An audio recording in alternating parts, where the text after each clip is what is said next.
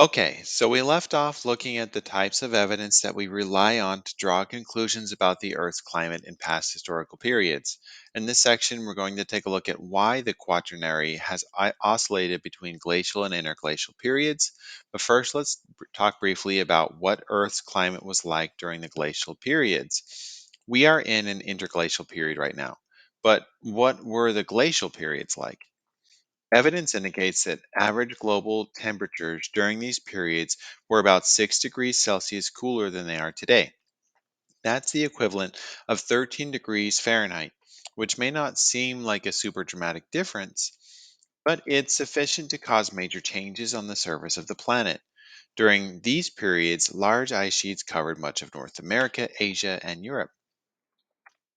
The climate was also drier, which, remember, can be deduced from the dust content of ice core layers.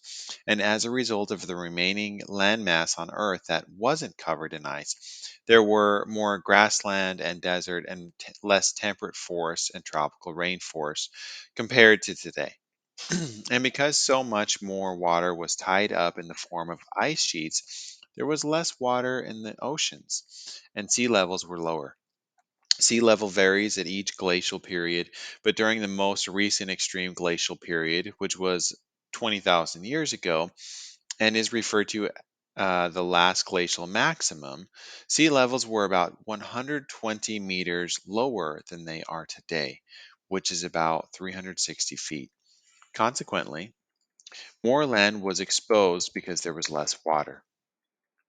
There were land bridges connecting the northeastern part of the Asian continent and the northwestern part of North America, connecting England to continental Europe, connecting Australia to Papua New Guinea, and connecting various island nations in Southeast Asia with the main landmass of Asia. You can also see in this depiction how much of the world was covered in ice sheets and sea ice.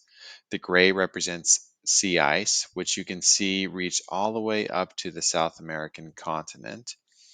And you can see that sheet ice covered much of North America, virtually all of Canada, and much of the United States, as well was basically one big glacier. Now, again, this is obviously not reflective of the world we live in today because we are in an interglacial period, but the Earth has oscillated back and forth between looking more like this and looking more like conditions we have today many times over the past 2.6 million years. So, what causes these regular recurring oscillations? What do we have? Why do we have these glacial cycles? Well, as we said in the past section, there are multiple factors, but scientists believe that the triggers for the cycle to run are a combination of different characteristics of how the Earth moves through space. Specifically, there are three characteristics pertaining to the Earth's movement through space that shift over time at regular intervals. And together, these changes are called the Milankovitch cycles. And these regularly scheduled changes in the Earth's movement through space trigger small changes on the surface of the Earth, which then cascade into a runaway positive feedback loop that creates more significant changes. So, the first of these three characteristics that play into Milankovitch cycles is the Earth's eccentricity, or in other words, the shape of its orbit around the Sun. Earth's orbit changes shape very slowly over time and gradually cycles between being circular in shape to being elliptical or oval shaped. And this cycle occurs in two separate ways. One form of the cycle takes place every 100,000 years, and another takes place every 400,000 years. This is significant for the Earth's climate because during elliptical periods, the Earth may be significantly closer to the Sun during certain seasons as compared to others. Earth's orbit is currently in an elliptical stage, and it's elliptical in such a way that we are closest to the sun in early January and furthest from the sun in early July, which makes for slightly milder summers and winters. The second characteristic of Earth's planetary movement that plays into Milankovitch cycles is obliquity, also known as axial tilt. Just like Earth's orbit shape changes over time, the degree of the tilt in Earth's axis also shifts over time. It cycles between 22.1 degrees and 24.5 degrees and back every 41,000 years. And this is significant for Earth's climate because the more dramatic the angle of the tilt, the larger the differences between temperatures seen during the winter versus during the summer. And at the present time, Earth's axis is at a tilt of 23.5 degrees and is moving in the decreasing direction towards 22.1 degrees. The third and final characteristic is axial precession, which describes the direction in which Earth's axis points. The direction that the axis points also changes over time.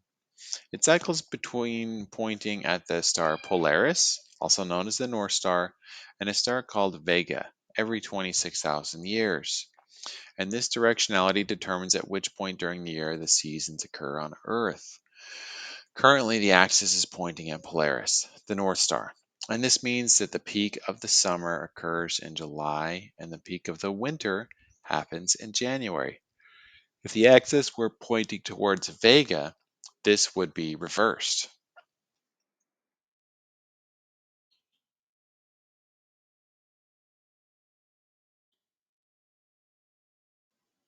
Okay. So overall, there are three different characteristics of the Earth's movement that cycle through different stages on a regular basis. Precession, the direction the axis is pointing, completes a cycle every 26,000 years. Obliquity, or the angle of the axis, completes a cycle every 41,000 years. And eccentricity, the shape of the orbit, completes a cycle every 100,000 or 400,000 years. So, naturally, at certain points, the different aspects of these Milankovitch cycles are going to coincide with each other and interact, and can amplify the overall effect of the climate and cause major changes that drive the glacial and interglacial cycling. Let's take a look at how this works by examining the example of the last glacial maximum period. Heading into the last glacial maximum period, Earth's orbit was more elliptical, and it was elliptical in such a way that the Earth was farther away from the Sun during the northern hemisphere's summer. This, of course, led to lower insolation for the northern hemisphere. In addition, during this period, the axial tilt was more straight up and down rather than angled, and this also resulted in lower insolation for the northern hemisphere during the summer because that hemisphere wasn't leaning towards the sun as strongly. These combined effects led to the northern hemisphere to experience very mild summers, wherein the ice and snow from the winter did not fully melt during the summer. And so glaciers advanced and ice sheets grew over time, which increased the albedo of the planet, led to more solar energy be reflected, and caused the climate to cool even further, which led to more sheet ice formation and higher albedo, and so on. And so a runaway positive feedback loop was triggered that sent the Earth spiraling into an ice age. Remember, we talked about these runaway positive feedback loops before. So we have a sense now of how glacial periods can start. But how do these glacial periods end and transition into interglacial periods? Well, those orbital characteristics of the Earth continue to change. And eventually, the Earth's orbit becomes more circular and less elliptical, which increases insolation during the summer. And the tilt of the Earth's axis takes on a more dramatic angle, which also increases summer insolation. And this causes the climate to warm, which leads to ice melting, which decreases albedo, further warms the climate, and so on and so on. So another runaway feedback loop is triggered, and into the Milankovitch cycle starts moving in the opposite direction. So, this is ultimately how these glacial and interglacial cycles have gone back and forth over the course of the Quaternary period. We also know that greenhouse gases play a role in these processes too. Proxy data shows that changes in carbon dioxide correlates with changes in the Earth's climate corresponding to glacial and interglacial periods. We saw this in the previous section. Carbon dioxide levels are higher during interglacial periods, and carbon dioxide levels are lower during glacial periods, which makes sense because we know that carbon dioxide is a major contributor to the greenhouse effect. What we don't know about is what it is about the Milankovitch cycles that causes carbon dioxide levels to increase and decrease as the Earth's orbital characteristics are changing. Possible explanations that are being investigated include the fact that as glacial ice and permafrost melt, then the organic matter that is trapped in the ice and the permafrost starts to decompose, which releases carbon dioxide into the atmosphere. Or perhaps that the changing temperatures cause differences in the ability of oceans and ecosystems to absorb carbon dioxide. What we do know is that levels of carbon dioxide in the atmosphere today are at their highest level even ever recorded during the Quaternary period. This graph shows only the past 800,000 years of the Quaternary, and you can see how carbon dioxide levels have increased and decreased with glacial and interglacial cycles. But then if you take a look at the far right hand side of the graph, levels of CO2 in the atmosphere are substantially higher than any other point in the graph. And this is because human activity, namely the burning of fossil fuels, is dumping huge volumes of carbon dioxide into the atmosphere.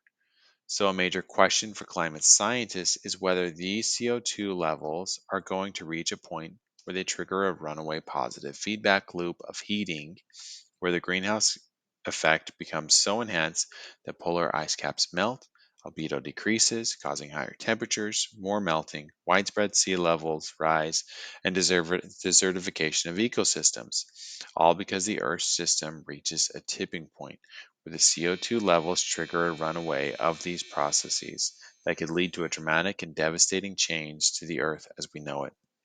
This is what we'll be talking about in our next section. Instead of looking back at the Quaternary, we'll be looking at the present and the way that the climate is changing right now.